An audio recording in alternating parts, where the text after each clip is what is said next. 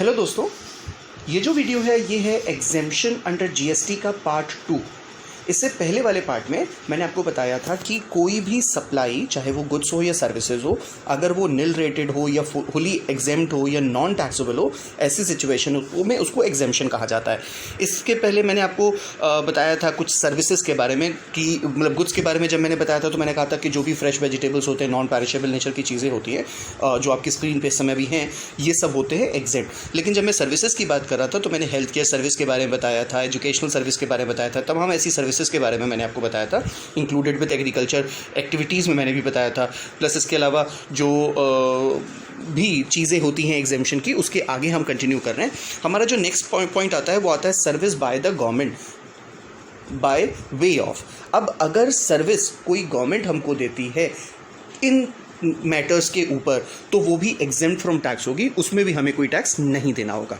वो कौन सी सर्विसेज है? जैसे फॉर एग्जांपल अगर गवर्नमेंट आपसे पासपोर्ट इशू करती है, आपको वीज़ा देती है, ड्राइविंग लाइसेंस देती है, तो बेसिकली आपको सर्विस देती है कि आपको ड्राइविंग लाइसेंस बनाने की परमिशन दिलवा दी है। तो ऐसी सिचुएशन में भी आपसे गवर्नमेंट इन सर्विसेज के ऊपर कोई टैक्स नहीं मांगती है, तो इसमें कोई भी जीएसटी एप्लीकेबल नहीं होगा। दूसरी तरफ अगर आप कोई रजिस्ट्रेशन कराते हो तो ऐसी सिचुएशन में भी आपको कोई टैक्स नहीं देना पड़ता है। जैसे कि सर्विसेज कोई भी अंडर किसी भी लॉ में, जैसे अगर आप जीएसटी भी रजिस्टर करते हो तो उसमें कोई आपको सर्विस टैक्स नहीं देना पड़ता, या किसी भी कानून के अंदर में कोई रजिस्ट्रेशन करवाते हो तो यूजुअली आपको उसमें कोई टैक्स नहीं देना पड़ता। कोई लाइसेंस लेते हो तो उसमें भी आपको कोई टैक्स नहीं देना पड़ता। जैसे इसमें नाम देखोगे आप तो law, testing, calibration, safety checks and certifications relating to protections or safety workers, consumers और public at large, including fire license required under any other law. जिस भी लॉ के अंदर में ये सारी चीज़ें रिक्वायर्ड होंगी, आपको इसका कोई जीएसटी टैक्स नहीं देना पड़ेगा। ये एग्जेम्पशन फ्रॉम टैक्स होंगी। कुछ सर्विसेज ऐसी हैं जो टैक्सेबल होंगी। वो कौन सी सर्विसेज हैं? सबसे पहली बात आती है बाय डिपार्टमेंट ऑफ पोस्ट, यानी कि अगर आपको कोई पोस्टल सर्विस मिलती है, इंक्लूडेड विद स्पीड पोस्ट हो, एक्सप्रेस पार्सल हो, लाइफ इंश्योरेंस हो या एजेंसी सर्विस जो कि पोस्ट ऑफिस डिपार्टमेंट आपको देती है, तो वो टैक्सेबल होगी। उन सर्विसेज के ऊपर आपको जीएसटी देना पड़ेगा। इसके अलावा अगर कोई एयरक्राफ्ट या वेसल की सर्विस आपको देती है तो भी वो टैक्सेबल होगी। और अगर सरकार आपको कुछ ट्रांसपोर्टेशन ऑफ गुड्स और पैसेंजर की कोई सर्विस देती है तो वो भी टैक्सेबल होगी। हालांकि services other than above 5,000 in financial year is exempt. Government कहती है कि अगर ये सर्विसेज आपको 5,000 रुपये तक दी गई है तब तो प्रॉब्लम नहीं है, लेकिन अगर 5,000 रुपये से ज़्यादा दी जाएंगी तो फिर उस केस में आपको इसके ऊपर टैक्स देना पड़ेगा। Services other than above and renting of immovable property is exempt if provided to business entities turnover is less than और equal to 20 lakh.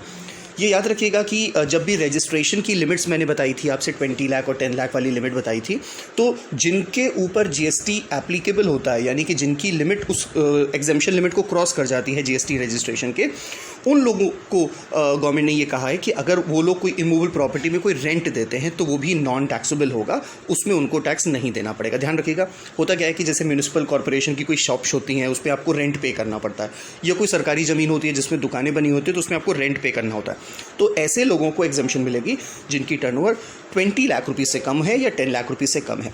20 lakh rupees उन शहरों में जहाँ पे रजिस्ट्रेशन की लिमिट 20 लाख होती है, जो कि आज की डेट में बढ़ के 40 लाख हो गई है, और 10 लाख उन स्टेट्स में जहाँ पे रजिस्ट्रेशन की लिमिट 10 लाख होती है। बेसिकली ये नॉर्थ ईस्टर्न स्टेट्स होते हैं, जितने भी पहाड़ी इलाके होते हैं वहाँ पर ये लिमिट कम होती है। इसके अलावा आपको गवर्नमेंट कहती है कि services by government to another government. ये भी एक बहुत इंपॉर्टेंट बात है कि अगर कोई भी सर्विस गवर्नमेंट किसी दूसरे अपने डिपार्टमेंट को, यानी कि अपने ही गवर्नमेंट को अगर कोई सर्विस देती है तो उसमें भी उसको कोई टैक्स नहीं देना पड़ेगा, वो भी एग्जेम्पशन फ्रॉम टैक्स होगा। सर्विसेज टू गवर्नमेंट और services by government in relation to any function interested to panchayat, municipality जैसी तमाम सर्विसेज में अगर कोई सर्विस कोई गवर्नमेंट देती है किसी दूसरे को किसी भी फॉर्म में, वो सारी चीज़ें एग्जेम्प्ट होंगी, उसमें कोई टैक्स इनको नहीं देना पड़ेगा, उसको एग्जेम्पशन के दायरे में रखा गया है। Services provided to government other than work contract service or where services include supply of goods, services supplied by central government, state government and union territories। CG का मतलब central government, state government and union territories। ध्यान रखिएगा, इसको कहीं note कर लीजिएगा। To their undertakings or PSU यानी कि public sector undertakings by way of guaranteeing the loan taken by such undertaken or PSU। यानी कि ये जो सर्विसेज मैं आपको बता रहा हूँ ये सारी एग्जेम्प्ट है। पहले मैंने आपको बताया कि अगर कोई वर्क कॉन्ट्रैक्ट की सर्विसेज है जो गवर्नमेंट ने प्रोवाइड की है तो उसको भी एग्जेम्पशन क्राइटेरिया में रखा जाएगा, और सर्विसेज सप्लाइड बाय किसी भी department, central government, state government या यूनियन टेरिटरी टू पीएसयू भी एक तरीके की गवर्नमेंट ऑर्गेनाइजेशन होती है, तो इसमें भी अगर कोई सर्विस दी गई है तो वो भी एग्जेम्प्ट फ्रॉम टैक्स होगी। Services of tolerating non-performance of a contract for which consideration in form of fines or liquidation is payable to central government, state government, union territory और legislative assembly. LA का मतलब legislative assembly. भाई किसी काम को पूरा करने में मुझे डिले हो गया, मुझे कोई पेनाल्टी या कुछ फाइन्स पे करने पड़े, तो उन पे भी मुझे कोई टैक्स नहीं देना पड़ेगा, वो भी जीएसटी के दायरे में नहीं आएंगे. Services by way of assignment of right to issue natural resources to individual farmer relating to agriculture, ये सब एग्जेम्प्ट होगा. डिप्टी ऑफिसर आफ्टर आवर्स और इन हॉलीडे फॉर इंस्पेक्शन और कंटेनर स्टफिंग और duties in relation to import और export cargo on payment of merchant overtime charges, ये सारी चीज़ें एग्जेम्प्ट है. बाकायदा ये सब चीज़ें याद रखने की आपको ज़रूरत नहीं है. बेसिकली अगर मैं कहूँ तो मैं इन शॉर्ट आपसे कह सकता हूँ कि हर वो सर्विस जो सेंट्रल गवर्नमेंट या स्टेट गवर्नमेंट या लोकल अथॉरिटी अगर कुछ प्रोवाइड कराती है किसी दूसरी स्टेट को तो वो एग्जेम्प्ट होगी. या वो हर वो चीज़ें जो नेसेसिटीज़ हैं, जैसे कि ड्राइविंग लाइसेंस हो गया या किसी तरीके का लाइसेंस हो गया, किसी रजिस्ट्रेशन की बात हो गई, तो ये सारी चीज़ें भी एग्जेम्प्ट होगी. इसमें आपको कोई भी जीएसटी का टैक्स नहीं देना होगा.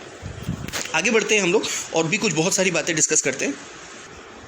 अगर कोई भी ट्रांसपोर्टेशन की सर्विस दी जा रही है पैसेंजर को ट्रांसपोर्टेशन के लिए, तो वो भी एग्जेम्प्ट फ्रॉम टैक्स होगी, चाहे किसी भी फॉर्म में दी जाए. बट याद रखिएगा ये नॉन एसी फॉर्म में होनी चाहिए. अगर एसी फॉर्म में होगी तो ये टैक्सेबल हो जाएगी. और दूसरी चीज़, किसी भी तरीके की आपको कोई चाहे वाटर ट्रांसपोर्ट की फैसिलिटी मिले, चाहे लैंड ट्रांसपोर्ट की फैसिलिटी मिले, चाहे एयर ट्रांसपोर्ट की फैसिलिटी मिले, ये सारी चीज़ें एग्जेम्प्ट फ्रॉम टैक्स होगी. इसमें आपको कोई टैक्स नहीं देना होगा. बट हाँ, टैक्सेबिलिटी अराइज ज़रूर होगी जब आप ये सर्विसेज लेते हो, जैसे कि transport through radio taxi, ropeway, cable car, aerial tramway, इस तरह की कोई सर्विस लेते हो. जैसे आपने देखा होगा रोपवे होता है कि रस्सी से आपको एक छोर से दूसरे छोर भेजा जाता है. ये इस तरीके की जो सर्विसेज है, जो एक तरीके का ये एक एडवेंचर भी होता है कुछ लोगों के लिए. तो इस तरीके की वैसे कोई सर्विसेज अगर आप लेते हो तो ये बेसिकली एडवेंचर को मतलब हम सर्विस नहीं कह सकते, यह तो एक नॉर्मली आपने एडवेंचर किया, तो इन सब चीज़ों पे आपको टैक्स देना पड़ता है. बट हाँ, कई ऐसे जगह भी है जहाँ पे एक्चुअली ये सर्विसेज यूज़ की जाती है, जेन्युइनली ये यूज़ की जाती है, बट गवर्नमेंट ने उनको भी टैक्सेबल भी रखा हुआ है. सेम इसी तरह से अगर हम बात करें ट्रांसपोर्टेशन ऑफ गुड्स की, तो वो भी एग्जेम्पशन के दायरे में आएंगी. बट याद रखिएगा कि उसमें वही चीज़ें होती हैं जो मैंने आपको बताई थी कि रिवर्स चार्ज मैकेनिज्म के बेसिस पे ये सारी चीज़ें वर्क करती हैं. यहाँ पे आपको पर्सनली पे ऐसे मतलब गुड्स ट्रांसपोर्टर को कोई पर्सनली टैक्स लेने की परमिशन नहीं होती. हालांकि इसके दो ऑप्शंस होते हैं जो हम आगे की किसी वीडियो में डिस्कस कर लेंगे. इसके अलावा जो ट्रांसपोर्टेशन ऑफ गुड्स होता है उसमें भी कई सारी चीज़ें होती हैं, जैसे कि डिफेंस का मटेरियल हो गया, इसमें आपको एग्जेम्पशन मिलेगी. रेलवे का कोई चीज़ें होंगी जिसमें रेलवे इक्विपमेंट्स वगैरह कोई चीज़ होगी तो उसमें एग्जेम्पशन मिलेगी. को हर वो नेसेसिटी वाली चीज़ जो कि आज हमारी कंट्री के लिए बहुत इंपॉर्टेंट है, उसमें आपको एग्जेम्पशन मिलेगी. हाँ, ओवरऑल एग्जेम्पशन भी मिलेगी अगर आप गुड्स ट्रांसपोर्टेशन की सर्विस लेते हो. उस केस में जब आप पूरी व्हीकल 1500 रुपये में सामान की मंगवा रहे हो, यानी कि जितना भी सामान आप मंगवा रहे हो उसके पूरा चार्ज अगर 1500 रुपये है, तब गवर्नमेंट आपको एग्जेम्पशन दे देगी. और पूरे सर्विस में अगर एक पोर्शन जितना सामान आप मंगवा रहे हो उसका भाड़ा अगर केवल 750 रुपीज़ लगता है, भाई ध्यान से समझिएगा, पूरी गाड़ी का भाड़ा अगर आपका 1500 रुपये है तो भी एग्जेम्प्ट है, और उस गाड़ी में से कुछ सर्टेन पोर्शन सामान आपका है जिसका आपको किराया 750 रुपीज़ देना है, तो गवर्नमेंट उसको भी एग्जेम्प्ट रखा है. और ये एग्जेम्पशन सबके लिए है, हर चीज़ के लिए, चाहे वो नेसेसिटीज़ हों चाहे नॉन नेसेसिटीज़ हों. जैसे कि ऊपर की जो कई सारी चीज़ें हैं यहाँ पे क्या है कि इनके ऊपर तो ऑल टुगेदर एग्जेम्पशन है, लेकिन इन जनरल आपको 1500 और 750 का एग्जेम्पशन मिलेगा. लेकिन अगर इससे ज़्यादा की अगर आपको चार्जेस पे करने पड़ते हैं, तब उस केस में अदर देन वो जो ऊपर आपको दिख रहे हैं, इसके अलावा के जितने भी चीज़ें होंगे उस पर फिर आपको रिवर्स चार्ज मैकेनिज्म के बेसिस पे टैक्स देना पड़ेगा. इसके अलावा चैरिटेबल एक्टिविटीज़ को भी बोला गया है कि ये भी अगर कोई सर्विस देती हैं, बट ऑब्वियसली चीज़ें इनका पर्पस ही चैरिटेबल एक्टिविटीज़ है, तो ये कोई सर्विस अगर देती हैं तो वो भी एग्जेम्प्ट होगी. वो चाहे इन्वायरमेंट से रिलेटेड हो, चाहे एजुकेशन से रिलेटेड हो, चाहे स्पिरिचुअल योगा वगैरह जैसी तमाम चीज़ें हों, साथ सत्संग हो, तो इन सब चीज़ों में एग्जेम्पशन आपको प्रोवाइड कराई जाती है. नेक्स्ट, अगर कोई रिलीजियस एक्टिविटीज़ है तो उस केस में भी आपको एग्जेम्पशन प्रोवाइड की जाती है. ऐसी सिचुएशन में भी आपको कोई टैक्स देने की ज़रूरत नहीं होगी. बट इसमें एक इम्पॉर्टेंट बात है जो आपको समझनी होगी और इसको जाननी भी होगी.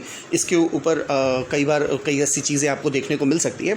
आपने देखा होगा कि कई आश्रम होते हैं, कई ऐसी संस्थाएं होती हैं जो आपको रहने के लिए घर देती हैं, कमरा देती हैं, रूम देती हैं.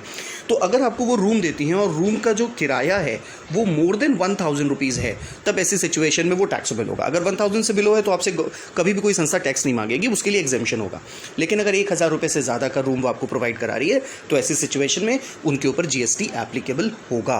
दूसरी तरफ कई बार क्या होता है कि किसी ऐसी आश्रम में चले जाओ तो लोगों, आपने देखा होगा, लोग शादी करते हैं, तो क्योंकि वहाँ पे जो चार्जेस होते हैं ऑडिटोरियम के या जो भी मंडप वगैरह होते हैं उसके थोड़े से सस्ते होते हैं, तो गवर्नमेंट ने वहाँ पे भी एक एग्जेम्पशन एग्जाम्पशन लगा दी है कि अगर 10,000 रुपये तक का ऐसी कोई जगह आपको मिलती है तो उसमें कोई टैक्स नहीं देना पड़ेगा। लेकिन अगर 10,000 से ऊपर की जगह पे आप कोई ऐसी सर्विस आपको दे रहा है, कोई ऐसी मंडप दे रहा है, कोई ऐसी ओपन एरिया दे रहा है जहाँ पे आप शादी, फंक्शन या कोई इवेंट कर सकते हो, तो ऐसी सिचुएशन में आपको जीएसटी पे करना पड़ेगा। होपफुली यहाँ तक आपको सारी बातें समझ में आई होंगी। फिर भी अगर आपको लगता है कि कोई क्वेश्चन पूछना है, कोई डाउट है, तो बेसिकली आप हमारे पास कॉल करके अपने डाउट्स को क्लियर कर सकते हो। नेक्स्ट वीडियो में हम थर्ड पार्ट में बहुत सारी और भी बातें डिस्कस करेंगे जो कि एग्जामिशन से रिलेटेड होंगी। Thank you for watching this video. Have a nice day.